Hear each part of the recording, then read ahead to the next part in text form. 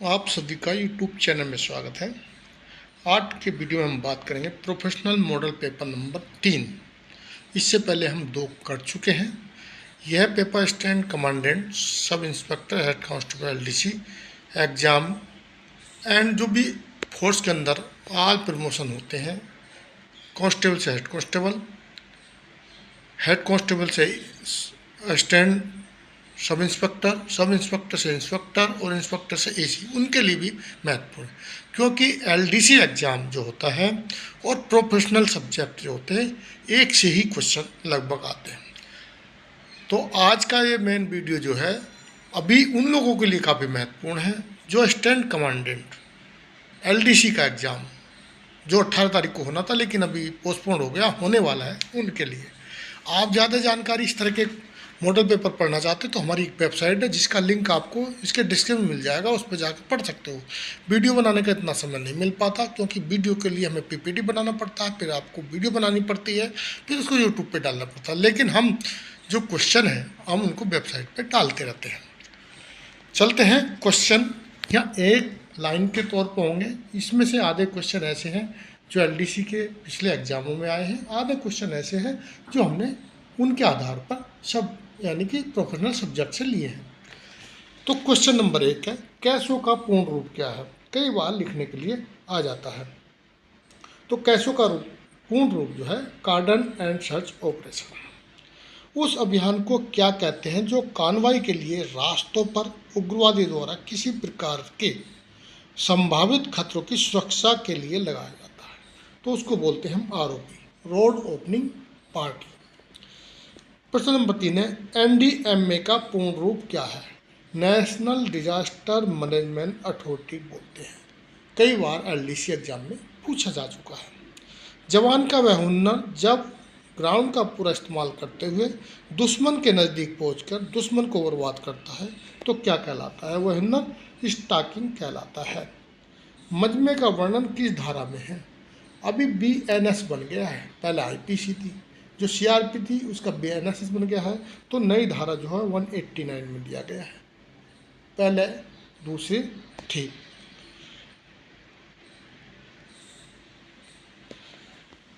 प्रश्न नंबर 6, प्रश्न नंबर 6 में दिया गया है, जालसाजी एक गंभीर अपराध है, किस बीएनएस की धारा में है? जालसाजी 337 में दिया गया है। जम्मू कश्मीर में आतंकवाद की शुरुआत कब हुई?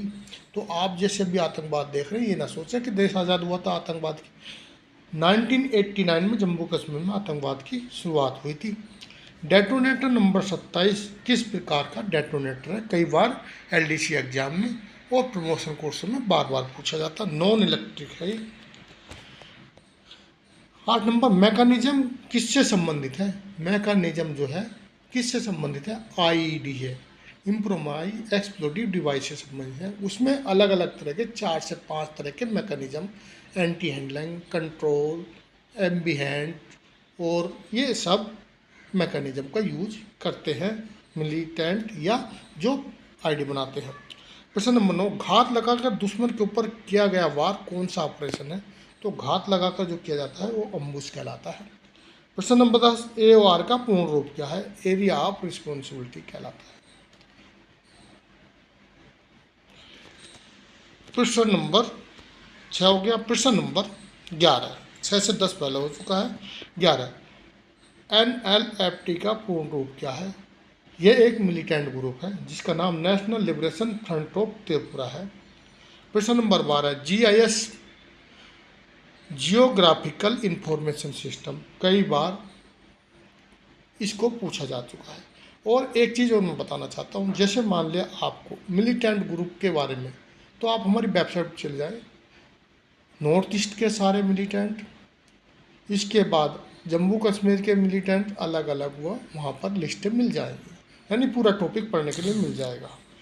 प्रश्न number 13, all party Hurriyat conference किस राज्य से संबंधित है? तो जम्मू कश्मीर से संबंधित है। डैम सोडा सीसीकेडी किससे संबंधित है? डैम सोडा सीसीकेडी कैंप स्टेब्लिश से संबंधित है। जब हम नया कैंप लगाते हैं तो इस फॉर्मूले का यूज करते हैं। प्रश्न नंबर 15, अचानक दुश्मन की हरकत नजर आने पर कौन सा अम्बुश लगाया जाता है? तो उसको अपॉर्चुनिटी का अम्बुश कहा जाता है। ये भी क्वेश्चन कई बार रिपीट हुआ है। प्रश्न नंबर 16, पीएनवी का पूर्ण रूप क्या है? Basic night vision. यह भी एलडीसी में पूछा जा चुका है। फुल फायर आर्डर कितने प्रकार के होते हैं? फायर कंट्रोल आर्डर 2 प्रकार के होते हैं, फायर डायरेक्शन आर्डर, और उसके बाद जो है उसमें फायर डायरेक्शन आर्डर जो होता है उसमें फुल फायर आर्डर होता है, वो भी 2 प्रकार का होता है। 2 कंटूरों के बीच की दूरी कितने मीटर होती है? जब मैप हम पढ़ते हैं तो उसमें कंटूर होते हैं और वह ऊंचाई को दर्शाते हैं। तो एक कंटूर से दूसरे कंटूर की दूरी जो 20 मीटर होती है। प्रिजन गार्ड किस ऑपरेशन की पार्टी होती है? तो दोस्तों ये कैसो में होती है। कैसो में वैसे टोटल 4 पार्टियाँ होती हैं और उसमें से जो एक रिजर्व पार्टी होती है उसमें भी 3-4 पार्टी होती हैं। रिजर्व पार्टी में एक प्रिजनर गार्ड पार्टी होती है, एक सिविल एक्शन प्रोग्राम के लिए पार्टी होती है और फिर उसके बाद जो है ये पूछताछ के लिए इंट्रोगेशन पार्टी भी उसी में होती है। तो इसकी कैसो की रिजर्व पार्टी में 3-4 पार्टियाँ होती है।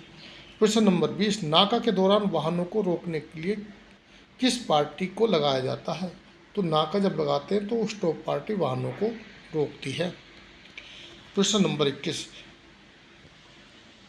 ब्रेकटिंग के तरीके से कितनी दूरी नापी जा सकती है? तो ब्रेकटिंग के जो तरीका यूज करते हैं ना दूरी नापने के लिए वह 600 मीटर से अधिक की दूरी के लिए। उत्तर कितने प्रकार के होते हैं? तो दोस्तों उत्तर 3 प्रकार के होते हैं, वास्तविक उत्तर, दूसरा चुंबकीय उत्तर और एक मैप का उत्तर, मैग्नेटिक उत्तर। स्केल के आधार पर मैप कितने प्रकार के होते हैं? स्केल के आधार पर मैप 3 प्रकार के होते हैं, बड़ी मैप, मध्यम मैप, छोटी मैप। सुरक्षा बलों के द्वारा फ्लैग मार्च किस लिए किया जाता है? शक्ति प्रदर्शन। जैसे आपको मैप से क्वेश्चन पढ़ने हैं, जितने भी क्वेश्चन बनते हैं वो भी आपको एक टॉपिक देखेंगे तो वहाँ पर मिल जाएगा। कम से कम मैप के 80 से 90 क्वेश्चन बनते हैं। परिचालन क्षेत्र में केंद्रीय रिजर्व पुलिस बल किसकी सहायता से ड्यूटी करती है? तो स्थानीय पुलिस की सहायता से ड्यूटी करती है। प्रश्न नंबर 26, BAS का पूरा नाम क्या है? भारतीय न्याय संहिता। BNS था, ये थोड़ा सा गलत हो गया, यानी कि BNS का भारतीय न्याय संहिता हो गया है। क्या CA और हॉस्टल सब्सिडी दोनों का लाभ एक साथ उठाया जा सकता? नहीं, या तो आप CA ही लेंगे, चिल्ड्रन एजुकेशन लोन, या हॉस्टल सब्सिडी। कोबरा का पूर्ण नाम क्या है? कई बार क्वेश्चन प्रमोशन कोर्सों में तो बहुत बार पूछा जाता है, लेकिन ये LDC में भी, commando battalion for resolute action. COP का पूर्ण क्या है? Close observation party. अंतर्राष्ट्रीय इस्लामिक फ्रंट की स्थापना किसने की थी? ओसामा बिन लादेन ने की थी और अमेरिका द्वारा उसको मार दिया गया है। प्रश्न नंबर 31, ये भी क्वेश्चन बहुत बार पूछा जाता है। ग्रिड में T का मतलब चारों का पता होना चाहिए, तो T फॉर टारगेट होता है। प्रश्न नंबर 32, क्लैंपिंग स्क्रू किस में होता है? देखो आपको बता दूं, 2-3 क्वेश्चन आपको LDC एग्जाम में ऐसे पूछेगा, किसी वेपन में हिस्से पुर्जे का नाम हो, या GPS में कोई जो बटन्स हैं उनके बारे में, या आपको कंपास के बारे में।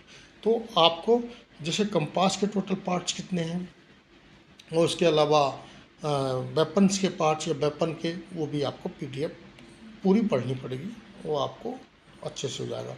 खासकर मैं बता दूं स्टैंड कमांडेंट वाले में आप पिस्टल और जो मेनली पिस्टल के तो 1-2 क्वेश्चन आना ही आना है।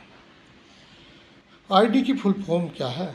Improvise explosive device. प्रश्न नंबर 34, नई शिक्षा नीति के अनुसार क्लास 1 से पहले कितनी कक्षा का CA ले सकते हैं? अभी नई शिक्षा नीति आई है 2020 बोलते हैं, लेकिन लागू हो गई है। उसमें अब पहले 2 क्लास का था, अभी 3 क्लास का ले सकते, तो क्लास 1 से पहले। नई शिक्षा नीति के तहत शिशु शिक्षण भत्ता कब से लागू है? तो 2023-24 से ये लागू कर दिया गया है गवर्नमेंट ने। प्रश्न नंबर 35, BPRND का पूर्ण रूप क्या है? Bureau police research and deployment है। नक्सलवाद की शुरुआत कब हुई थी? 1967 में हुई थी और यह नक्सलवादी पश्चिम बंगाल से हुई थी। जूम इन आउट बटन किस में होता है? तो मैं बोला ना आपको पार्ट से, तो यह जीपीएस में होता है। नदी और नाले मैप में ज़मीनी निशानों के हिस्से माने जाते हैं, सत्य है। देखो ज़मीनी निशान क्या क्या है आपको पता होना चाहिए, और किस तरह से एक क्वेश्चन मैप से 1 या 2 क्वेश्चन पक्का आएगा, क्योंकि फोर्स का संबंध मैप, जीपीएस और कंपास से कम आपको 3-4 क्वेश्चन मिलेंगे। भारत तिब्बत सीमा पुलिस आईटीबीपी की स्थापना कब हुई थी? 1972 में की गई थी, 1962 में की गई थी। प्रश्न number 41, blow back with API के सिद्धांत पर कौन सा वेपन काम करता है? तो MP5। आपको सभी, मैं आपको उसका अलग से एक वीडियो बना दूंगा, 8-10 वेपन्स हैं जो उनका सिद्धांत पे काम करते हैं, और चाहे आप हमारी वेबसाइट पे भी जाके आपको ढूंढना पड़ेगा, वेपन के सिद्धांत वहाँ पर भी मिल जाएगा। ज़मीन की बाढ़ कितने भागों में होती है? तो ज़मीन की बाढ़ 3 भागों में होती है, जैसे मिडिल ग्राउंड, नज़दीक का ग्राउंड, मध्यम ग्राउंड और दूर का ग्राउंड। एनपीएस का पूर्ण रूप क्या? नेशनल पेंशन सिस्टम है। प्रश्न नंबर 44, बीएसएफ के जवान किस मिशन पर हर साल जाते हैं? तो उसको यूएस मिशन बोला जाता है। गुजरात में भूकंप कब आया था? 26 जनवरी 2001 को आया था। यह क्वेश्चन बार बार अभी तक आता रहता है एग्जाम में। प्रश्न नंबर 46, कितने गज की दूरी पर मनुष्य का सिर एक बिंदु की तरफ प्रतीक होता है? तो 600 गज की दूरी पर मनुष्य का सर जो है एक बिंदु के समान होता है।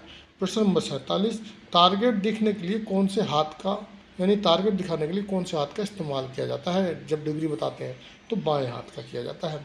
इन्फेंट्री में इस्तेमाल किए जाने वाले हथियार कौन कौन से हैं? तो 2 इंच तक जो कुतर होता है वो सभी इन्फेंट्री के वेपन्स माने जाते हैं।